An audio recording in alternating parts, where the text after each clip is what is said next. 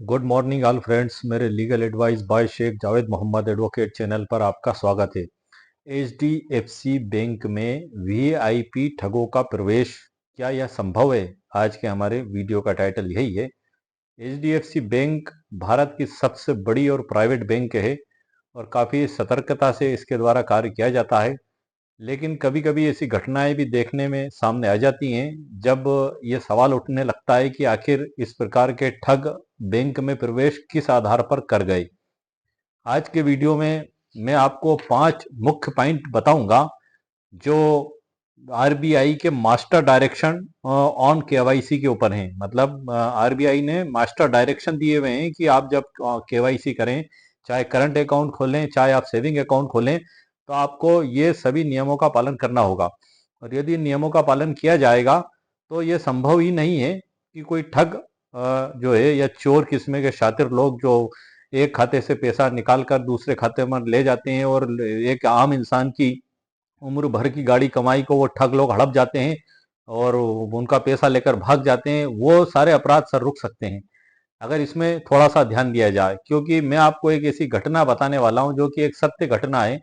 और मेरा उद्देश्य किसी के बैंक पर भी कोई आक्षेप लगाना नहीं है, लेकिन ये चूंकि मामला एचडीएफसी बैंक से ही जुड़ा हुआ है, इसलिए मेरे द्वारा वीडियो का टाइटल भी यही रखा गया है कि एचडीएफसी बैंक में वीआईपी ठगों का प्रवेश, क्या यह संभव है? वास्तविक घटना सर इस प्रकार की है जो मैं आपको बताने वाला हूं कि एक व्यक्ति जिसके साथ कुछ लोगों के द्वारा कंपनी के नाम पर ठगी करके रुपया लिया गया और करंट अकाउंट खोला गया एचडीएफसी बैंक में।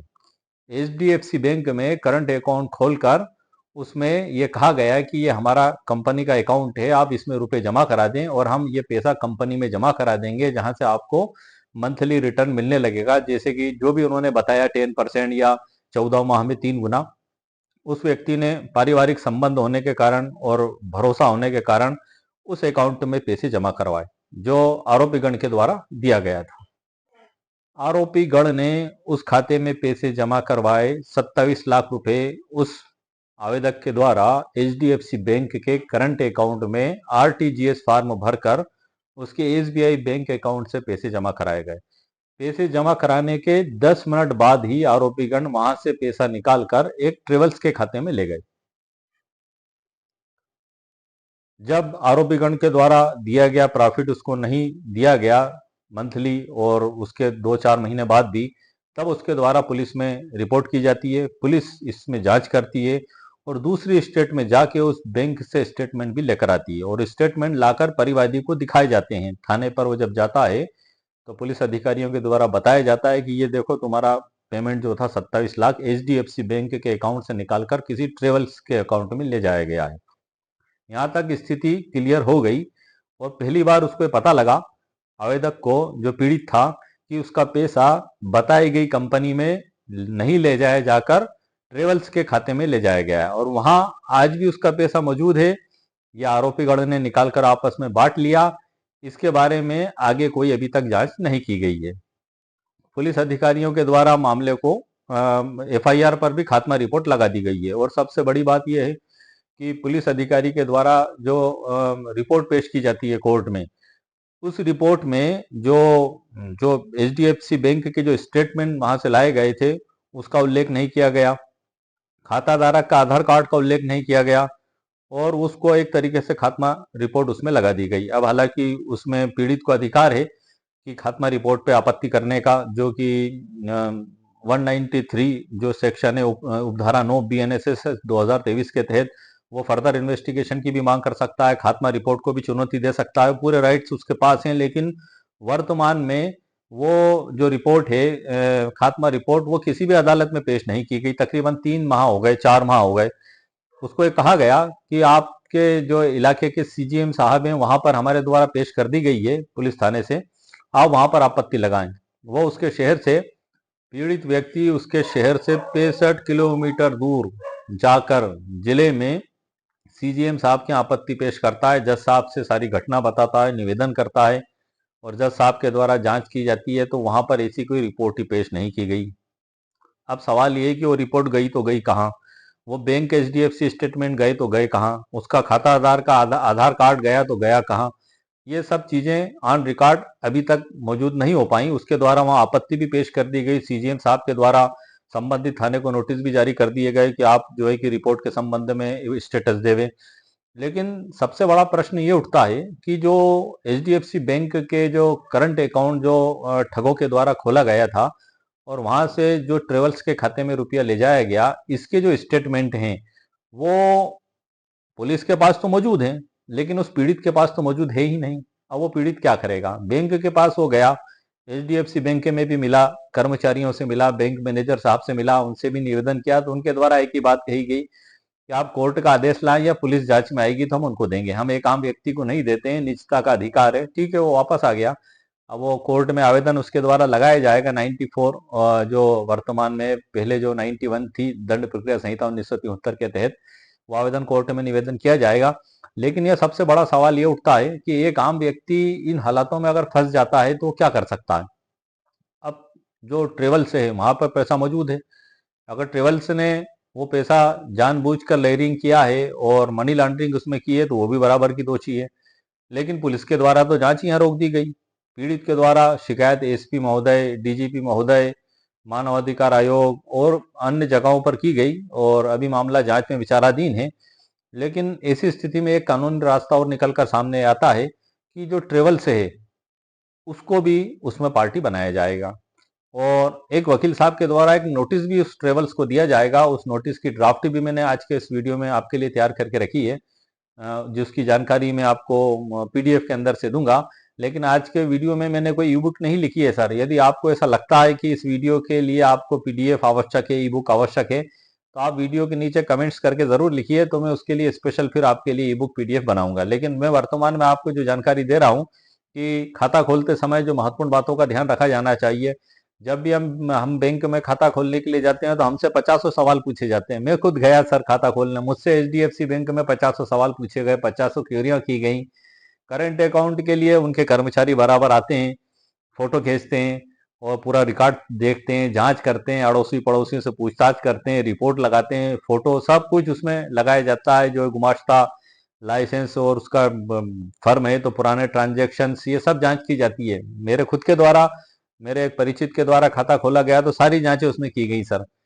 तो बिल्कुल जांचें की गई उसमें, इसमें कोई दो मत नहीं। और वास्तव में एचडीएफसी बैंक भारत की सबसे बड़ी बैंक है। लेकिन इस मामले में कैसे हो गया कि एक ठग जो है कि वीआईपी ठग एचडीएफसी बैंक के खाते में प्रवेश करके राशि लेके चंपत हो गया और पीड़ित आज भी परेशान है।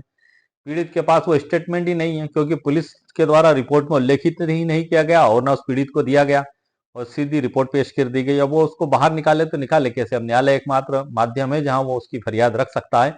लेकिन इस स्थिति में फंसे होने की स्थिति में भी वो जो ट्रेवल्स है वहां पर वास्तव में पेमेंट मौजूद है। या तो ट्रेवल्स आप वकील के द्वारा आप नोटिस दें, यदि आपका प्रकरण भी इसी प्रकार का है या इससे मिलता जुलता है, क्योंकि अधिकतर जो ठग हैं और जो चीटर हैं वो इसी प्रकार की लेयरिंग जो करके एक फर्जी खाता खोलते हैं, फर्जी खाते में से पेमेंट ट्रेवल्स में ले जाते हैं और वहां पे उसको इस प्रकार से उनकी जो भी योजना रहती है या तो वो निकाल लेते हैं या दूसरे खातों में भेज देते हैं या कुछ ऐसी कोशिशें उनकी रहती हैं। तो वो रिवर ट्रेवल्स के पास तो पूरा फंड और रिकॉर्ड मौजूद है। रिवर ट्रेवल्स को जब आप नोटिस भेज, ट्रेवल्स में सर पूरा रिकॉर्ड मौजूद रहता है और उसमें एक कानूनी रास्ता ये है कि आप ट्रेवल्स को नोटिस भी दे सकते हैं। तो मैं आपको नोटिस की ड्राफ्ट और वो 5 महत्वपूर्ण बैंक के नियम जो उनके द्वारा किए जाने आवश्यक हैं खाता खोलते समय, उनके बारे में आपको आगे की जानकारी उस पीडीएफ के अंदर से दूंगा। लेकिन याद रहे, मैंने ई बुक नहीं लिखी है, ये सिर्फ मैं आपको जानकारी उसमें से दे रहा हूँ। यदि आपको लगता है तो मैं उसकी व्यवस्थित पीडीएफ अपलोड कर दूंगा। आइए सर, आरबीआई के मास्टर डायरेक्शन ऑन केवाईसी के अनुसार बैंक की जो लापरवाहियां हैं वो हमें पता किस प्रकार से लगती हैं, इन 5 बातों को हम देख के समझेंगे। नंबर 1 है भौतिक सत्यापन का अभाव। यदि बैंक खाता खोलने में भौतिक सत्यापन नहीं करती है तो वो गलत कार्य कर रही है। किस प्रकार से? Lake of physically verification. RBI के नियमों के अनुसार किसी भी करंट अकाउंट या बिजनेस अकाउंट को खोलने से पहले बैंक अधिकारी को उस फर्म के पते पर जाकर फिजिकल वेरिफिकेशन करना अनिवार्य है। लापरवाही, अगर बैंक ऐसा नहीं करती है तो लापरवाही माना जाएगा। बैंक ने जो भी इंटरप्राइजेस है या कोई सा भी करंट अकाउंट है फर्म का, के पते पे जाकर यह चेक नहीं किया कि वह वास्तव में कोई ऑफिस है भी या नहीं, केवल कागजों के आधार पर खाता खोल दिया, तो ये ठगों को रास्ता देने जैसा माना जाएगा सर। अगर ये वेरिफिकेशन हुआ है तो ये माना जाएगा कि कार्य सब ठीक तरीके से हुआ। दूसरा है आधिकारिक दस्तावेजों की कूटनीति। करंट अकाउंट के लिए जीएसटी सर्टिफिकेट, दुकान स्थापना जिसको हम गुमाश्ता भी कहते हैं, या उद्योग आधार की आवश्यकता होती है। लापरवाही क्या मानी जाएगी बैंक की? बैंक के पास ऐसे सॉफ्टवेयर और सिस्टम होते हैं जो तुरंत जीएसटी पोर्टल पर चेक कर सकते हैं कि दस्तावेज असली है नकली। बैंक ने दस्तावेजों का क्रॉस वेरिफिकेशन नहीं किया तो फर्जी दस्तावेजों पर खाता खुल गया, ये माना जाएगा। ये बैंक की जिम्मेदारी है कि वो पूरी जांच पड़ताल करे। तीसरा पॉइंट है कस्टमर ड्यू डिलिजेंस, सीसीडी में विफलता। आरबीआई कहता है कि बैंक को अपने ग्राहक की प्रोफाइल समझनी चाहिए। लापरवाही, अगर बैंक ऐसा नहीं करता है तो लापरवाही मानी जाएगी। किस प्रकार से? एक नई खुली हुई फर्म जो है कि मैं आपको बता दूं, एंटरप्राइजेस कोई सी भी हो सकती है जिसका कोई पिछला ट्रैक रिकॉर्ड ही नहीं है, उसके खाते में अचानक 27 लाख जैसा बड़ा ट्रांजैक्शन आता है और उसी दिन निकाल लिया जाता है। बैंक के एएलएम असिस्ट लाइबिलिटी मैनेजमेंट और फ्रॉड मॉनिटरिंग सिस्टम ने इस संदिग्ध लेन देन पर रेड फ्लैग क्यों जारी नहीं किया? अगर ये इस प्रकार का कार्य किया गया है तो उसको भी सर लापरवाही में माना जाएगा। चौथा है सर बेनिफिशियरी ऑनरशिप की पहचान न करना। पीएमएलए के तहत मनी लॉन्ड्रिंग एक्ट सर जो है, बैंक की जिम्मेदारी है कि वह यह पता लगाए कि खाते का वास्तविक नियंत्रण किसके हाथ में है। लापरवाही, अगर ऐसा नहीं किया जाए तो लापरवाही माना जाएगा। ठग अक्सर डमी लोगों के नाम पर खाते खोलते हैं। बैंक ने यह जांचने की जहमत नहीं उठाई कि खाते को ऑपरेट करने वाला व्यक्ति वही है जिसके दस्तावेज लगे हैं या कोई और व्यक्ति उसको फर्जी तरीके से खोलने की कोशिश कर रहा है। पांचवा है सर लेयरिंग को रोकने में विफलता, एएमएल फेल्यूर। मनी लॉन्ड्रिंग का सबसे बड़ा तरीका लेयरिंग है, एक खाते से तुरंत दूसरे खाते में पैसा भेजना। लापरवाही क्या होगी बैंक की अगर वो इसको नहीं करती है? तो आपका पैसा जो भी इंटरप्राइजेज में गया फॉर एग्जांपल के तौर पे, और वहां से तुरंत ट्रेवल्स के खाते में सर आपका पैसा चला गया। यदि बैंक इसमें लापरवाही बरतती है तो किस प्रकार से माना जाएगा कि पैसा बैंक में गया और वहां से तुरंत ट्रेवल्स में भेज दिया गया? बैंक ने इस इमीडिएट आउटवर्ड रिमिटेंस को नहीं रोका। अगर बैंक तुरंत डेबिट फ्रीज लगा देता तो आपका पैसा सुरक्षित रहता। भाई बैंक मेरे द्वारा भी खाता खोला गया तो मुझसे भी कहा गया कि वकील साहब यदि आपके खाते में बड़ा अमाउंट आया एकदम से, कोई भी 2 लाख, 5 लाख, 8 लाख, 10 लाख, तो हम टोटल आपका खाता फ्रीज कर देंगे और आपको फोन करके हम पूछेंगे कि ये किस मकसद से और कैसे आया है। तो जब इतनी सख्ती है बैंक के कार्रवाई में तो ये 27 लाख का ट्रांजैक्शन भला कैसे निकल गया एचडीएफसी बैंक के हाथ से? और वो पीड़ित आज भी परेशान है। वो पीड़ित बार बार यही कह रहा है अदालत में भी, थाने में भी, कि एचडीएफसी बैंक में जो करंट अकाउंट खोला गया था आरोपी गण के द्वारा, मुझे उसका खाता नंबर दिया गया, मैंने उन पे भरोसा करके 27 लाख रुपए उसमें जमा कराए और इसी एचडीएफसी बैंक के करंट अकाउंट से आरोपी गण पैसा निकालकर ट्रेवल्स के खाते में ले गए और मेरा पैसा आज भी वही है, किसी भी कंपनी में मेरा पैसा नहीं लगाया गया। मैंने आरोपी गण से रसीदें भी मांगी, सभी मांगा कि मेरा पैसा वापस कर दें या मुझे रसीद दे दें, लेकिन आरोपी गण ने झगड़े फसाद पे आमादा हुए और 25 उससे बातें की उल्टी पुल्टी जो उसके द्वारा रिपोर्ट में लिखाई गई हैं।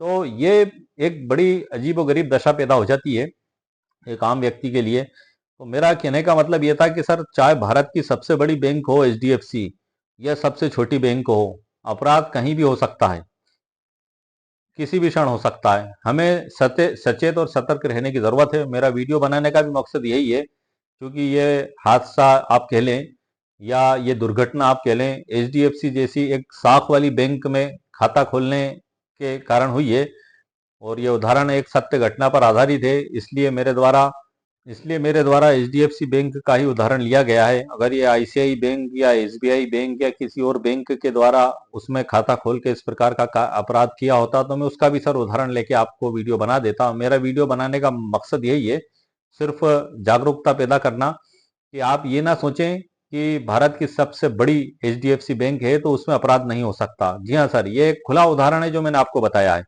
27 लाख रुपए जैसे। अच्छा, एक बात और है सर कि उसमें और भी चीटरों के उन आरोप उन जो है ठगों के द्वारा कई लोगों के पैसे जमा करवाए गए, क्योंकि ये जो इस संबंध में पुलिस ने जो जांच की थी तो थाना प्रभारी महोदय से मेरी भी बातचीत हुई थी इस संबंध में। मैंने भी उनसे निवेदन किया था कि सर इसमें आप जो है करंट अकाउंट के जो खाता धारक है एचडीएफसी बैंक में जिसने खाता खुलवाया है उसका आधार कार्ड और उसके जो स्टेटमेंट हैं उसके आधार पर आप आगे की कार्रवाई करें। और आपको यहाँ पता लग चुका है कि यहाँ से पैसा ट्रेवल्स के खाते में गया है, तो ट्रेवल्स उन सभी आरोपी गण से मिली है। इनकी पूरी एक चेन है जो एचडीएफसी के करंट अकाउंट से लेकर ट्रेवल्स तक जाती है, तो आप उसको भी मुलजिम बनाएं और पैसा वही है, आप उस पैसे को जब्त करें और इनके खिलाफ कड़ी से कड़ी कार्रवाई करें। लेकिन उनके द्वारा ये बताया गया कि वहां पे तो 4-5 एफआईआर और हैं उसके ऊपर, और वहां तो ताला लगा है उसकी फर्म पे, वो भाग गया है। तो भाग गया है इसका ये मतलब नहीं है कि आप रिपोर्ट में खात्मा लगा दें। भाई भाग गया है तो आप उसे फरार घोषित करें, और जिन आरोपी गण के नाम पते दे दिए गए हैं फरियादी के द्वारा आप उनको तो आप अरेस्ट करें। और जो ट्रेवल्स मौजूद है 2014 से रनिंग है, वो ट्रेवल्स आज भी मौजूद है, आप उसके खिलाफ भी आप कोई पूछताछ नहीं कर रहे हैं कि आपके पास ये पैसा आया, या आपको स्टेटमेंट से भी पता लग चुका है तो पुलिस रिपोर्ट में भी आप उल्लेखित नहीं कर रहे हैं। ठीक है, अब आप जैसी भी जांच कर रहे हैं ये आपका विवेक है, लेकिन फरियादी के पास तो रास्ता है न्यायालय का, वो वहां जाएगा और वहां जाके आगे की कार्रवाई भी करेगा, क्योंकि वो अगर चुप बैठ गया तो उसका तो 27 लाख रुपया डूब जाएगा, उम्र भर की उसकी जो कमाई है वो डूब जाएगी। पुलिस अधिकारियों का क्या जाएगा, एक कलम चला देंगे, खात्मा रिपोर्ट लो भाई, हमें अपराध बनना नहीं पाएगा, असंज्ञेय प्रकृति का अपराध है, जाइए आप अदालत में आपत्ति करिए। उनका तो भर बस इतना ही जाएगा, 1-2 रुपए की पूरी लिट भी खर्च नहीं होगी, खाली 2 लाइन उनको लिखना पड़ेंगी, लेकिन उसके तो जीवन भर की कमाई डूब जाएगी उस फरियादी की जिसके साथ इतनी बड़ी दुर्घटना हुई है। किसी व्यक्ति के लिए 27 लाख रुपए 27 रुपए के बराबर होते हैं, और किसी के लिए 27 लाख रुपए उम्र भर की कमाई भी होता है, 27 करोड़ के बराबर भी मुकाम रखता है। चाहे ठगी 1 रुपए की हुई हो या 1 अरब रुपए की, ठगी ठगी है सर, चोरी चोरी है, बेईमानी बेईमानी है, उसमें अपराधियों को सजा मिलना चाहिए। और वो फरियादी की तरफ से हम निरंतर प्रयास में हैं उसको न्याय दिलाने के लिए। तकरीबन 2 साल से वो परेशान है। तो ठग और आरोपी गण हैं उनके द्वारा बड़ी चतुराई से इस कार्य को किया गया।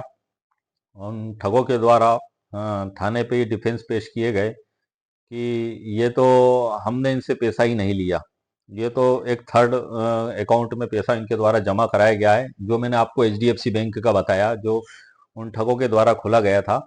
वो पीछे हटके पुलिस को ये कह रहे हैं कि ये फरियादी के द्वारा खुद ही पैसे जमा करवाए गए थे वहां, जबकि फरियादी को उन्हीं लोगों ने अकाउंट नंबर दिया था, 3 तरीके से दिया था अकाउंट नंबर, वो भी रिकॉर्ड थाने पर पेश कर दिया गया हमारे द्वारा।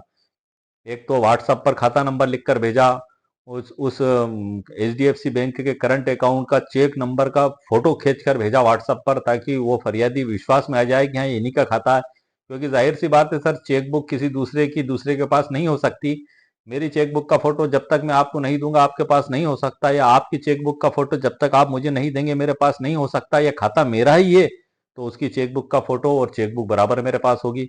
ये सारे रिकॉर्ड, चेकबुक का जो फोटो भेजा गया था व्हाट्सएप पर, चैटिंग के जरिए खाता नंबर दिया गया था, उस पीड़ित के घर पे आके खाता नंबर लिख के दिया गया था, उसके एविडेंस भी थाने पर पेश कर दिए गए थे। लेकिन इन सब चीजों को पुलिस के द्वारा रिपोर्ट में उल्लेखित नहीं किया गया। अब क्यों नहीं किया गया, ये उनका विवेक है सर। ना तो रिपोर्ट में उल्लेखित किया गया है 3 महत्वपूर्ण बिंदुओं को, साथ ही बैंक स्टेटमेंट और उसका आधार कार्ड, इन सब का भी कोई उल्लेख नहीं किया गया। और सिर्फ ये कि सहमति से पैसा दे दिया। अरे सर, सहमति से पैसा दे दिया तो कोई पागल व्यक्ति भी अपनी सहमति से क्या इतनी बड़ी रकम किसी भी प्रकार से ऐसे दे देगा कि उसको कभी वापस न मिले? कुछ तो उसको प्रॉफिट बताया होगा, तभी तो उस प्रॉफिट को पाने के लिए उसने अपना पैसा दिया। ह्यूमन नेचर है, अपना पैसा हर आदमी बढ़ाना चाहता है, वो व्यक्ति भी बढ़ाना चाहता था प्रॉफिट के लिए कि 2 पैसे मुझको यहाँ से ज्यादा मिल जाएंगे। लेकिन ठगों ने उस विश्वास के साथ विश्वासघात किया और उसके पैसे को हड़प लिया। पैसा आज भी वहां पर मौजूद है ट्रेवल्स के खाते में, पुलिस के द्वारा उसमें आगे कोई जांच नहीं की गई। तो अब हम जो ऐसी स्थिति में आगे क्या नोटिस भेज सकते हैं उस ट्रेवल्स को, मैं उस नोटिस की ड्राफ्टिंग सर आपको बता देता हूँ। ये बड़े अजीब गरीब मामले होते हैं सर, और बड़े अजीब गरीब मामले होने के साथ बड़े टेढ़े मेढ़े मामले होते हैं, जिसमें हमें लगातार कोशिशें करना पड़ती हैं। और यदि हम कोशिश नहीं करते हैं और हिम्मत हार कर बैठ जाते हैं तो वो पैसा सर हमारा डूब जाता है। क्योंकि ये जो मैंने आपको एक कठिनाइयां बताई हैं, आप समझ सकते हैं इस स्थिति को कोई एक आम व्यक्ति के ऊपर क्या बीत सकती है।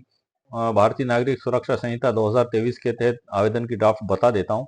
न्यायालय का नाम, प्रकरण क्रमांक, आवेदक का नाम और आवेदन पत्र अंतर्गत धारा 94 और सत्यता प्रकट करने हेतु बैंक रिकॉर्ड एवं केवाईसी दस्तावेज तलब किए जाने बाबत। महोदय, आवेदक की ओर से निम्न आवेदन पेश है। नंबर 1 यह कि उक्त प्रकरण में पुलिस द्वारा एक खात्मा रिपोर्ट, जिसको हम क्लोजर रिपोर्ट कहते हैं, माननीय न्यायालय के समक्ष प्रस्तुत की गई है, जो पूर्णतः त्रुटिपूर्ण एवं साक्ष्यों को नजरअंदाज कर तैयार की गई है। दूसरा, या कि उक्त प्रकरण में 27 लाख की ठगी की गई है। वैसे 27 लाख तो ये एक ट्रांजैक्शन है सर, मैं आपको बता दूं, ये इसके साथ दो ट्रांजैक्शन और हैं। वो जो पीड़ित हैं वो ए और बी दो भाई हैं, और उनके साथ 30,37,500 की ये ठगी की गई है सर। उसमें से 1 लाख रुपए तो डायरेक्ट अभियुक्त के खाते में ही दिए गए हैं, उसके निजी बैंक के खाते में। और दूसरे भाई के द्वारा 2,37,500 भी डायरेक्ट अभियुक्त के निजी खाते में दिए गए हैं। ये दो रिकॉर्ड भी पुलिस अधिकारी महोदय के समक्ष पेश किए गए थे। सारा ये बैंक ट्रांजैक्शन और 27 लाख का ट्रांजैक्शन अलग था, मतलब अलग अलग बार में किए गए थे 3 तरीके से। लेकिन पुलिस अधिकारी महोदय के द्वारा उन दो ट्रांजैक्शनों को तो ऐसा दबा दिया गया कि जैसे हुआ ही नहीं। ना तो 1 लाख पे बात की गई, ना 2,37,500 पे, सीधी 27 लाख को आधार बनाकर यह कहकर कि अपराध बनना नहीं पाया जाता और खात्मा रिपोर्ट दे दी गई। इन दोनों ट्रांजैक्शनों का भी पुलिस रिपोर्ट में उल्लेख नहीं किया गया। यह भी एक सोचनीय प्रश्न है सर कि आखिर फरियादी के साथ इतना अन्याय क्यों। वो तो पीड़ित थे, लेकिन इन ट्रांजैक्शनों की भी जांच नहीं की गई, और मुलजिमों ने ये कह दिया कि हमने कोई अपराध नहीं किया, पुलिस ने मान लिया कि हाँ नहीं किया, और फरियादी से कह दिया कि जाइए आप घर, आपके साथ कुछ नहीं हुआ। तो ये एक बड़ी दुखद घटना है सर। अब हम आगे बढ़ते हैं कि मनी ट्रेल आवेदक ने भारतीय स्टेट बैंक से बैंक शाखा जिसमें भी है कि खाता नंबर जो भी इंटरप्राइजेस में होना प्रमाणित है, क्योंकि पुलिस के द्वारा जांच में उसको निकाला गया था और फरियादी को बताया भी गया था। बैंक रिकॉर्ड के सूक्ष्म अवलोकन हेतु निम्न दस्तावेजों का न्यायालय की पत्रावली पर आना न्याय के हित में अत्यंत आवश्यक है, क्योंकि पुलिस द्वारा इन साक्ष्यों को जानबूझकर विवेचना में शामिल नहीं किया गया। क्योंकि सर ये रिकॉर्ड अगर वो फरियादी नहीं ला पाया तो वो तो न्याय प्राप्ति से वंचित ही हो जाएगा, क्योंकि वो उसका बेसिक आधार तो यही है कि आज जो उसकी राशि है वो अब ठगी साबित करने के लिए वो ट्रांजैक्शन तो बेहद जरूरी है, बैंक स्टेटमेंट कि ये पैसा किसी कंपनी में नहीं गया, ये पैसा गया है ट्रेवल्स के खाते में। अपराध तो ठगी का यही साबित हो रहा है, लेकिन इन्हीं महत्वपूर्ण दस्तावेजों को पुलिस के द्वारा जानबूझकर उस रिपोर्ट में उल्लेखित नहीं किया गया। यह आपको आवेदन के अंदर जरूर लिखना है जब आप कोर्ट में आवेदन पेश करें। इसमें ए है संदिग्ध बैंक खाते का विस्तृत बैंक स्टेटमेंट आप लिख दें, और ट्रांजैक्शन आप मांग लें जो 27 लाख का आपका जिस भी प्रकार का जब तक का हो। बी है खाता खोलते समय प्रस्तुत किए गए केवाईसी दस्तावेज जैसे कि आधार कार्ड, पैन कार्ड एवं फोटोकॉपी की प्रमाणित प्रतियां भी आप तलब करवा लें। खाते से संबंधित अकाउंट ओपनिंग फॉर्म, भौतिक सत्यापन रिपोर्ट, ये सब आप कोर्ट में मंगवा लें, इस आवेदन में आप लिख दें। चौथा पैरा आएगा इसका, या कि आवेदक द्वारा व्यक्तिगत रूप से बैंक से उक्त रिकॉर्ड की मांग की गई थी कि तो बैंक प्रबंधन द्वारा उसे गोपनीयता न्यायालयीन आदेश के अभाव का हवाला देकर देने से इनकार कर दिया गया। वो जो पक्षकार है वो एचडीएफसी बैंक में गया भी था, मैनेजर साहब से मिला भी था, जैसा मैंने आपको बताया। उन्होंने यही कहा कि आप वहां से कोर्ट आदेश देगी तो हम नहीं दे सकते, वो बड़ी ब्रांच से ही आएगा, वो हमारे पास में ऐसा कोई अधिकार नहीं है। तो कोर्ट के लिए आवेदन सर हम तैयार कर रहे हैं। वो पांचवा आएगा सर पैरा, दस्तावेज में प्रोसीजर ऑफ क्राइम, अपराध की कमाई के गंतव्य और वास्तविक अपराधियों की पहचान सुनिश्चित करने के लिए सर्वोत्तम साक्ष्य है ये वाली। इनके अभाव में ठगी की गई राशि की बरामदगी एवं न्याय प्राप्ति असंभव है। ये हो गया सर न्यायालय में आवेदन। प्रार्थना है, श्रीमान से निवेदन है कि न्याय हित में शाखा प्रबंधक जो भी बैंक की शाखा लिखने को निर्देशित करने की कृपा करें कि उक्त खाते से संबंधित आधार कार्ड, केवाईसी दस्तावेज एवं बैंक स्टेटमेंट की मूल प्रमाणित प्रतियां आगामी पेशी तक माननीय न्यायालय के समक्ष प्रस्तुत करें, और नीचे आपका नाम, आपके वकील साहब का नाम, स्थान और दिनांक लिख दें। इसमें जो है कि सर्टिफिकेट 65B के तहत भी आप निवेदन कर सकते हैं, जो पुरानी धारा थी कि इसके तहत सर्टिफिकेट जो आप आजकल सर उसको 63(4) का कर दिया गया है BSA 2023 में उस प्रमाण पत्र को, कि उसका प्रमाण पत्र अनिवार्य कर दिया गया सेकेंडरी एविडेंस में। तो उसको आप निवेदन कर सकते हैं कि सर ये इस प्रमाण पत्र के साथ ये दस्तावेज पेश किए जाएं। अब हम उस लीगल नोटिस को देख लेते हैं सर, जिसको मैं उदाहरण लेकर चल रहा हूं कि जो ट्रेवल्स के पास ठगों ने जो पैसा HDFC बैंक के करंट अकाउंट से भेजा वो आज भी वहीं है। वो जो पीड़ित व्यक्ति है उसका तो यही कहना है, और जाहिर सी बात है ये तो पुलिस जांच का विषय है कि पुलिस ही इसमें जांच करेगी उनसे बुला के कि आपने इस पैसे का क्या किया, वरना वो तो यही मानेगा कि साहब जब उसको पुलिस के द्वारा जांच में इतना पा लिया गया, उसको पता लग गया, तो वो तो यही मानेगा, यही कहेगा कि साहब मेरा पैसा तो नहीं के पास है, अब आगे की जांच पुलिस की जिम्मेदारी है। लेकिन पुलिस के द्वारा उसमें खात्मा रिपोर्ट दे दी जा रही है। तो अब ऐसी स्थिति में हम क्या क्या उपाय अपना सकते हैं न्याय प्राप्त करने के लिए? तो हम सीधे उस ट्रेवल्स को भी नोटिस दे सकते हैं। उस नोटिस की ड्राफ्ट क्या होगी, बड़ी जबरदस्त ड्राफ्ट मैंने तैयार की है सर आपको समझाने के लिए, आप ध्यान से सुनिएगा। लीगल नोटिस ऊपर लिखा जाएगा, प्रेषक में आपके वकील साहब का नाम, प्रति में ट्रेवल्स का रजिस्टर्ड पता, उसके मैनेजर जो है तो दोनों मैनेजरों का हमने लिख दिया, क्योंकि उसमें 2 मैनेजर आ रहे थे रिकॉर्ड में, तो दोनों का नाम पता लिख दिया गया। विषय आपके बैंक खाते में हस्तांतरित अवैध ठगी की राशि 27 लाख की तत्काल वापसी एवं स्पष्टीकरण के संबंध में अंतिम सूचना। महोदय, मेरे पक्षकार, जो भी आपका पक्षकार है आप छोड़ दें, नाम लिख दें यहाँ पे, द्वारा दी गई जानकारी एवं अधिकार के तहत आपको निम्न कानूनी नोटिस प्रेषित है। नंबर एक, यह कि मेरे पक्षकार के साथ अभियुक्त, जो भी अभियुक्त गण है उनके नाम पते लिख दें आप, ने कंपनी में निवेश के नाम पर धोखाधड़ी की है, जिसकी एफआईआर थाने में दर्ज है। आपकी अगर एफआईआर दर्ज है तो आप लिख दें, नहीं दर्ज है तो ऐसा लिख दें। दोनों स्थिति आप लिख सकते हैं। यहाँ पे मैं आपको आगे बढ़ने से पहले बता दूं कि सर कई बार ऐसा भी होता है कि पुलिस एफआईआर लिखने से मना कर देती है। कई बार आरोपीगण काफी ऊंची राजनीतिक पकड़ के होते हैं, उनका बड़ा प्रभाव होता है, तो पुलिस मना कर देती है।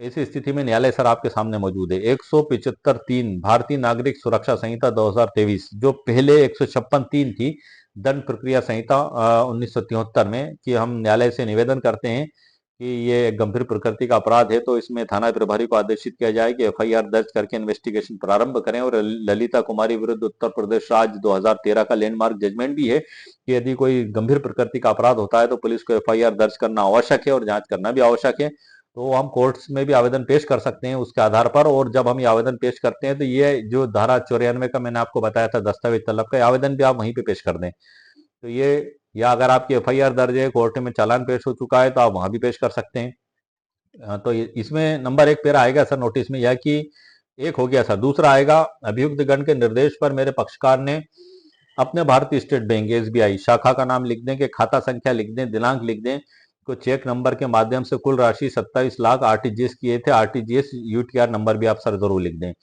उक्त ट्रांजैक्शन इंटरप्राइजेस एचडीएफसी खाते के पक्ष में किया गया था, जो आरोपी गण के द्वारा दिया गया था, ठगों के द्वारा दिया गया था। तीसरा पेरा है, यह कि बैंकिंग रिकॉर्ड एवं पुलिस अनुसंधान से पता चला है कि उक्त 27 लाख की राशि आपके बैंक खाते से ट्रेवल्स से जहां भी गई, जो एचडीएफसी में जो करंट अकाउंट खोला गया था सबसे पहले वहां गई, वहां से गई ट्रेवल्स के खाते में, तो यहाँ लिख दें आप, उसी दिन हस्तांतरित हुई। उक्त राशि स्पष्ट रूप से प्रोसीजर ऑफ क्राइम, अपराध की कमाई है। चौथा फेरा आएगा सर ड्राफ्टिंग का, यह कि बैंक रिकॉर्ड के सूक्ष्म अवलोकन की प्रक्रिया न्यायालयीन स्तर पर जारी है। जैसे कि आपने 175(3) का आवेदन लगा दिया, तो न्यायालयिक प्रोसीजर जारी है, आप उसमें आप आवेदन दे रहे हैं तो उसका भी आप हवाला दे सकते हैं, प्रकरण क्रमांक का भी हवाला दे सकते हैं।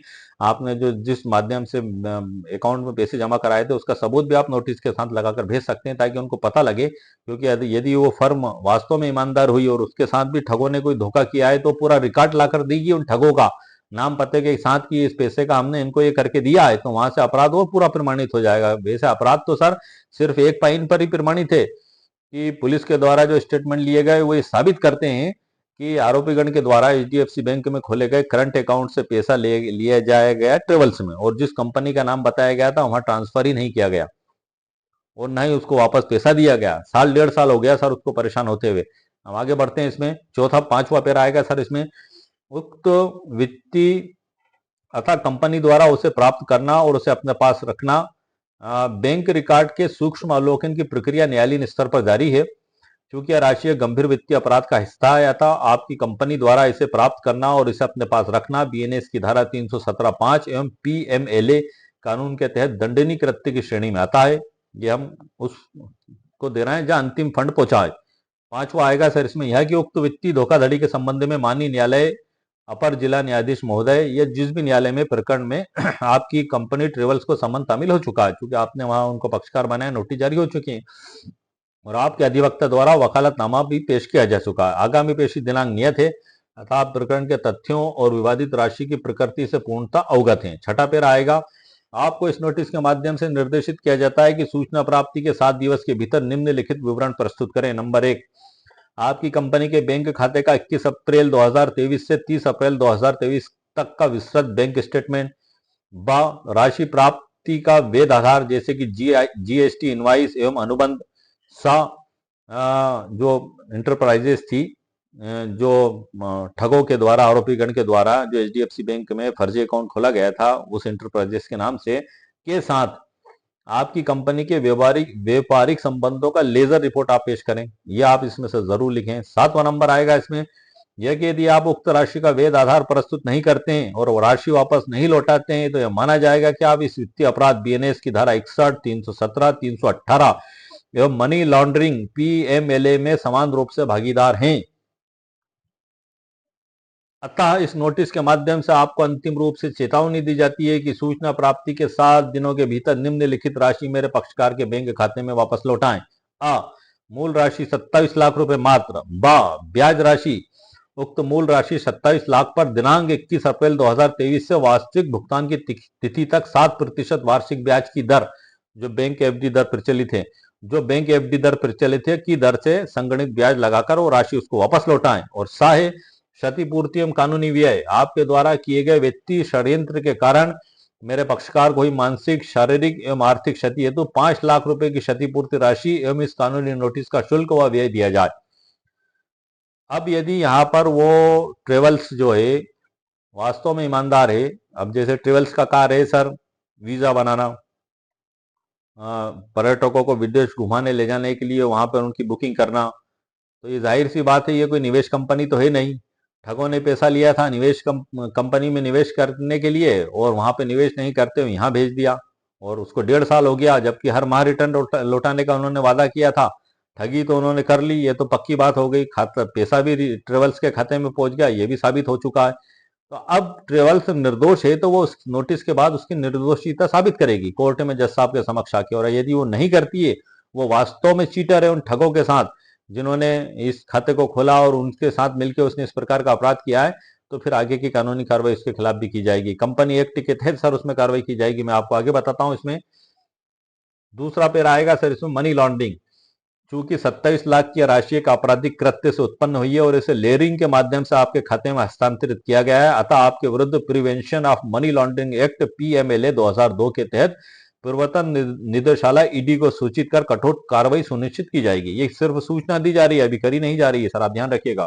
तीसरा है कंपनी अधिनियम 2013 की धारा 447 के अंतर्गत गंभीर धोखाधड़ी फ्रॉड का मामला दर्ज कराया जाएगा, जिसमें कंपनी के साथ डायरेक्टर्स की व्यक्तिगत जिम्मेदारी तय की जाएगी। जो डायरेक्टर भी जिम्मेदार हैं अगर वो उनके द्वारा चीटिंग की गई है तो सर। चौथा आएगा दीवानी कार्रवाई। उक्त राशि की मूलधन एवं ब्याज सहित वसूली हेतु माननीय न्यायालय में दीवानी वाद भी प्रस्तुत किया जाएगा। यहाँ पर सर्वोच्च न्यायालय के ऐसे बहुत से फैसले हैं जिसमें बताया गया है कि यदि इस प्रकार की चीटिंग होती है और इतना स्ट्रांग सबूत यदि मौजूद है कि आखिरी फंड कहाँ गया, तो उसकी रिकवरी की भी कार्रवाई, वसूली का दावा लगा सकता है। और फौजदारी की कार्रवाई और दीवानी कार्रवाई दोनों एक एक साथ चल सकती हैं। यदि चूंकि इस मामले में काफी विलंब किया जा रहा है, 1.5 साल का तकरीबन 1.25 साल उसको परेशान होते हुए हो गए। पुलिस के द्वारा एफआईआर तो दर्ज कर ली गई और उसको आश्वासन भी दिया गया कि जो पास के जिले में 3 आरोपीगण रहते हैं और एक आरोपीगण दूसरी स्टेट में रहता है, हम उसे शीघ्र गिरफ्तार करेंगे। पीड़ित चुप होकर बैठ गया इस विश्वास में कि पुलिस के द्वारा कार्रवाई की जाएगी, लेकिन इस दरमियान 6-7 महीने उसने इंतजार जो किया, उस इंतजार का उसको ये नतीजा मिला, ये सिला मिला कि पुलिस के द्वारा एक कागज उसके हाथ में थमा दिया गया और ये कह दिया गया कि ये इसमें गंभीर प्रकृति का अपराध बनना नहीं पाया जाता है, ये असंज्ञेय प्रकृति का अपराध है। उसके पैरों के नीचे से जमीन खिसक गई सर। वो बेचारा परेशान हो उठा कि अब जाए तो जाए कहाँ वो। क्यों? क्योंकि पहले तो उसको बताया गया, जांच करने दूसरी स्टेट में पुलिस गई भी, स्टेटमेंट भी लाई, बैंक स्टेटमेंट भी, यहाँ से उसको बताया भी कि आपका पैसा 27 लाख 10 मिनट में जो है कि इस ट्रेवल्स के खाते में गया। वो आश्वस्त था कि पुलिस जरूर ट्रेवल्स के जो मालिक है उनसे जाके पूछताछ करेगी और यदि वो दोषी नहीं है तो उस बारे में भी पता लगेगा, और वो दोषी है तो उसके जरिए वो सही जानकारी अगर वो दे देते हैं, यदि वो दोषी नहीं है तो सही जानकारी देंगे तो सही अपराधियों तक पहुंच जाएंगे और उसके पैसे की रिकवरी हो जाएगी। लेकिन पुलिस के द्वारा रिपोर्ट दे दी गई, तो अब ऐसी स्थिति में हमें नोटिस भी देना होगा और उसमें अंत में लिखना होगा कि उक्त समस्त कार्रवाई हेतु होने वाले व्यय, मानसिक संताप एवं कानूनी परिणामों की समस्त जिम्मेदारी आपकी कंपनी एवं आप डायरेक्टर्स की व्यक्तिगत एवं सामूहिक रूप से होगी। हस्ताक्षर, सील और अधिवक्ता महोदय की यहाँ सील लगेगी आखिरी में। तो इस प्रकार से ये 2 महत्वपूर्ण ड्राफ्टिंग सर मैंने आपको आज की वीडियो में बताई हैं। नंबर 1 तो है 94, जो पहले 91 थी दंड प्रक्रिया संहिता की, आप कोर्ट में आप आवेदन दें। अब चूंकि पुलिस वालों, जो पुलिस अधिकारियों के द्वारा तो उसको लिखित नहीं किया गया। अब यहाँ पर बड़ी गौर करने वाली बात है सर, बड़ी पेचीदा बातें मैं आपको बता रहा हूँ। अजीब और गरीब मामले होते हैं सर, हर केस की परिस्थिति और फैक्ट अलग अलग ही होते हैं, कभी एक जैसे नहीं होते हैं। लेकिन हर घटना से हमें बहुत कुछ सीखने को मिलता है ताकि हम अपने केसों में उसको किस प्रकार से कार्रवाई कर सकें, हम उसको समझ सकें। मैं जो आपको घटनाएं बताने जा रहा हूं उसको आप ध्यान से सुनिएगा, बड़ी कानूनी जानकारी मैं आपको दे रहा हूं। जो ए और बी 2 व्यक्ति हैं जिनके साथ 30,37,500 की ठगी आरोपी गण के द्वारा की गई, उन आरोपी गण में से कुल 3 आरोपी गण में से एक आरोपी को वो बचपन से जानते थे। भरोसा था, तो भरोसे के आधार पर वो पैसा दे दिया गया। उस एक ही आरोपी ने अन्य दो आरोपी से परिचय कराया, उनके द्वारा कहा गया, विश्वास दिलाया गया, जवाबदारी ली गई, बचपन और पारिवारिक संबंधों का हवाला, संपत्तियों का हवाला कि हम यहीं के रहने वाले हैं, पैसा नहीं लेके भागेंगे, यदि आपका पैसा नहीं मिलता है तो आप हमसे ले लेना। उन्होंने विश्वास किया। विश्वास करने के बाद मुनाफा कमाने के उद्देश्य से उनको पैसा दिया, जिसमें दो ट्रांजेक्शन आरोपी गण के खाते में गए, 3,37,500 के, और एक बड़ा अमाउंट जो है कि एचडीएफसी बैंक के करंट अकाउंट में गया। अब यहाँ पर जो सबसे सोचने वाली बात यह है कि जब पुलिस अधिकारियों के द्वारा एक रिपोर्ट को ठंडे बस्ते में पटक कर रख दिया गया, 2,37,500 की, 1 साल तक कोई कार्रवाई नहीं की गई, तब आपके पास यदि आपके साथ भी ऐसा मामला बनता है तो क्या कानूनी उपचार होंगे? मेरा बताने का मकसद यही है। तो 173 की उपधारा 3 BNSS 2023 के तहत आप एफआईआर दर्ज करने का, पुलिस रिपोर्ट का आवेदन भी जज साहब के समक्ष, जुडिशियल मजिस्ट्रेट जज साहब के समक्ष आवेदन पेश कर सकते हैं। मैं शपथ पत्र के, इसको पेश करने से पहले आपको संबंधित पुलिस अधिकारी को, पुलिस अधीक्षक महोदय को, संबंधित पुलिस अधीक्षक महोदय को रजिस्टर डाक से शिकायत आवेदन देना होगा कि थाना प्रभारी पुलिस अधिकारी के द्वारा हमारे आवेदन पर एफआईआर दर्ज नहीं की जा रही है, और उनके द्वारा भी अगर कोई कार्रवाई नहीं की जाती है तब आप 173 की उपधारा 3 के तहत कोर्ट में एफआईआर दर्ज करने का आप आवेदन दे सकते हैं। तो दोनों जो ए और बी, दोनों के द्वारा, दोनों ही एक ही परिवार के सदस्य हैं, दोनों ही भाई हैं, तो उनके द्वारा कोर्ट में आवेदन पेश किया गया 173 की उपधारा 3 के तहत। अब यहाँ पर जब आवेदन पेश किया गया तो माननीय न्यायालय ने पुलिस को आदेशित किया, 1 साल तक माननीय न्यायालय के आदेश करने के बाद भी पुलिस रिपोर्ट पेश नहीं की गई sir, judicial magistrate first class के द्वारा। लगातार तारीख पे तारीख, तारीख पे तारीख, तारीख पे तारीख, लेकिन मजाल की पुलिस रिपोर्ट पेश कर दे, कोई कारण, कोई कारण, कोई कारण, कोई कार्रवाई नहीं की गई, इसी ठंडे बस्ते में पटक के रखा गया। दूसरा, जब उस एक फरियादी को जो उसके द्वारा जिन आरोपीगण के नाम लिखाए गए थे उनमें एक पे एफआईआर ही दर्ज नहीं की गई, और जब उसको ये बताया गया, बैंक ट्रांजैक्शन दिखा के बताया गया पुलिस अधिकारी के द्वारा, उस समय तक पुलिस के द्वारा पूरी जानकारी दी जा रही थी उसको कि ये यहाँ से यहाँ गया, तो उसको पता लग गया। उसको भला कोई स्वप्न थोड़ी आया कि ये पैसा फलानी ट्रेवल्स के खाते में गया, पुलिस के द्वारा दी गई जानकारी के बाद ही उसको जानकारी मिली। तब उसके द्वारा ये निवेदन किया गया पुलिस अधिकारी महोदय से कि ये दो अपराधी और सामने आपके हैं सर, इनको भी आप जो है कि एफआईआर में शामिल करें। लेकिन बयान भी ले लिए गए, प्रत्यक्षदर्शी साक्षियों के बैंक रिकॉर्ड सब थाने पे दे दिया गया, लेकिन उन दो को शामिल नहीं किया गया। तो 173 BNSS 2023 के तहत जुडिशियल मजिस्ट्रेट के समक्ष आवेदन पेश किया गया। जब आपने वहां आवेदन पेश कर दिया, उसी दरमियान पुलिस के द्वारा रिपोर्ट वहां पेश की जाती है, उसमें खात्मा रिपोर्ट। यहाँ पे थोड़ा आप समझना, बड़ा अजीब और गरीब और बड़ा पेचीदा मसला मैं आपको बताने जा रहा हूँ। और पुलिस रिपोर्ट 1.5 साल बाद पेश की गई, और रिपोर्ट में लिखा गया है कि ये असंज्ञ प्रकृति का अपराध है, संज्ञ प्रकृति का अपराध नहीं है, इसलिए हमने खात्मा खारजा इसमें लगा दिया है, और इसे मंजूरी के लिए हम कोर्ट में पेश करेंगे। और कोर्ट पेश किस कोर्ट का बताया गया कि जिले की कोर्ट में पेश करेंगे। और पीड़ित के द्वारा जुडिशियल मजिस्ट्रेट के महोदय के समक्ष 173 का आवेदन दिया गया था, तो वहां पे रिपोर्ट पेश कर दी। और वहां पे रिपोर्ट पेश करने के बाद जो है कि जुडिशियल मजिस्ट्रेट महोदय के द्वारा वो जो पीड़ित व्यक्ति, उससे कहा गया कि आप स्वतंत्र हैं, आप वहां जाकर आप आपत्ति करें। लेकिन आज 4 माह हो गए, 3 माह, वहां पर आज तक पेश नहीं की गई, वहां पे भी उसके द्वारा आपत्ति लगा दी गई है। अब यदि इसी प्रकार से 1.5 या 2 साल तक उसको दबा के रख लिया गया, तो उसका तो रिपोर्ट करने का उद्देश्य विफल हो जाएगा। उसको क्या लाभ मिल पाएगा सर? 1.5 साल उसका निकल गया, 1.5 साल और, तो फिर कहाँ उसको जस्टिस हो पाया?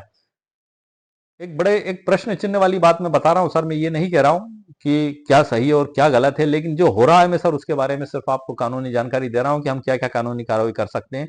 तो माननीय उच्च न्यायालय, हाई कोर्ट उच्च न्यायालय में रिट याचिका इसमें लगाई जा सकती है, और वहां पूरी सारी प्रकरण की परिस्थिति और तथ्यों को बताया जा सकता है। और सीजीएम साहब, वहां भी उनको भी एक बड़ा अधिकार है खात्मा खारिजा रिपोर्ट को निरस्त करने का, वहां पे भी आप अपनी बात रख सकते हैं। ये कानूनी अधिकार हैं जो आप इसका इस्तेमाल कर सकते हैं।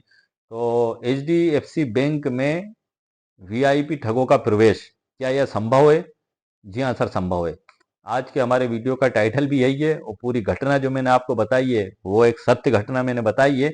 और आज भी वो पीड़ित व्यक्ति एक महत्वपूर्ण साक्ष्य के लिए तड़प रहा है, वो भाग रहा है उसको प्राप्त करने के लिए, लेकिन उसको प्राप्त अभी तक नहीं हो पा रहा है। और उसको न्यायालय से पूरी उम्मीद है कि उसको जरूर न्याय मिलेगा, जस्टिस मिलेगा।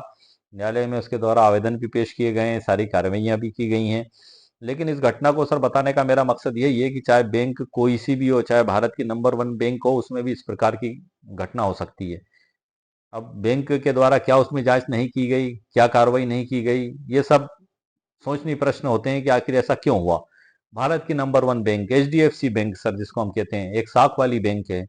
उसकी कार्य प्रणाली और ईमानदारी तो अपने आप में एक ठोस महत्व रखाती है, लेकिन वहां पे भी वीआईपी ठग घुस गए और बैंक उसको समझ नहीं पाई कि ये चीटर है, ये चीटर है और चीटिंग कर रहा है, बैंक उसको समझ नहीं पाई। तो ये सारी स्थितियां होती हैं सर। और बैंक का कार्य जो है कि पोस्टमैन की तरह नहीं है सर, कि कागज आए और खाता खोल दिया। बैंक का कार्य है चौकीदार गेट कीपर की तरह, कि यदि आप गेट कीपर हैं तो रात को चोर अंदर कैसे घुसा, आपसे पूछा जाएगा, आपसे सवाल किया जाएगा, क्या आप सो गए थे, क्या आपने लापरवाही बरती। ये फिर न्यायालय में सर इन सभी चीजों की जांच की जाएगी।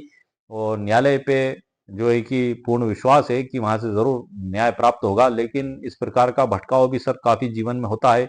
व्यक्ति, अब वो व्यक्ति का तो पैसा गया, 1.5 साल से परेशान अलग, और वो जो पारिवारिक संबंधों वाला व्यक्ति था, वो व्यक्ति भी धोखेबाज, और बाद में उसने उन्हीं आरोपी गण के साथ साठगांठ की और उन्हीं का साथी बन गया और तमाम हथकंडे अपनाने में लगा कि एफआईआर पे कैसे खात्मा लगवा दिया जाए, कैसे निरस्त करवा दी जाए, तमाम हथकंडे लगा। उसके अंदर इतना सा भी इंसानियत की सोच नहीं आई कि उसी के ट्रस्ट पर ये पैसा दिया गया, क्योंकि वो आरोपी गण के साथ मिला हुआ शुरू से था। ये बात तब पता लगी जब वो पैसा उनके द्वारा ठगी से हड़प लिया गया। तो फिर उस सभी आरोपीगण की रिपोर्ट फरियादी ए के द्वारा पुलिस थाने में वरिष्ठ अधिकारियों को दी गई। मामला भी जांच में विचाराधीन है।